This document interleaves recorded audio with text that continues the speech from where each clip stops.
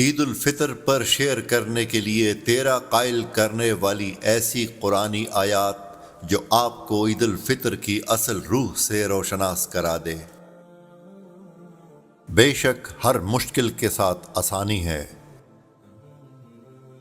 تم فرماؤ اللہ کے فضل اور اس کی رحمت پر ہی خوشی منانی چاہیے، یہ اس سے بہتر ہے جو وہ جمع کرتے ہیں۔ اللہ تم پر آسانی چاہتا ہے اور تم پر دشواری نہیں چاہتا، اور یہ آسانیاں اس لیے ہیں تاکہ تم روزوں کی تعداد پوری کر لو، اور تاکہ تم اس بات پر اللہ کی بڑائی بیان کرو کہ اس نے تمہیں ہدایت دی، اور تاکہ تم شکر گزار بن جاؤ۔ تو جو ایک ذرا بھر بھلائی کرے وہ اسے دیکھے گا،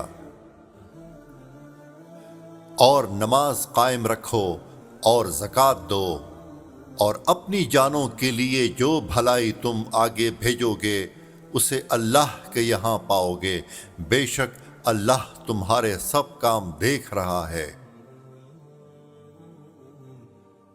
اور اس نے تمہیں اپنی محبت میں گم پایا تو اپنی طرف راہ دی، تو تم مجھے یاد کرو میں تمہیں یاد کروں گا، اور میرا شکر ادا کرو اور میری ناشکری نہ کرو۔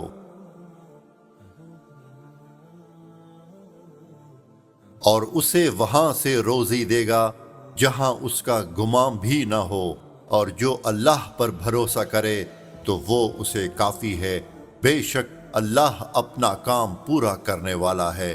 بے شک اللہ نے ہر چیز کے لیے ایک اندازہ مقرر کر رکھا ہے۔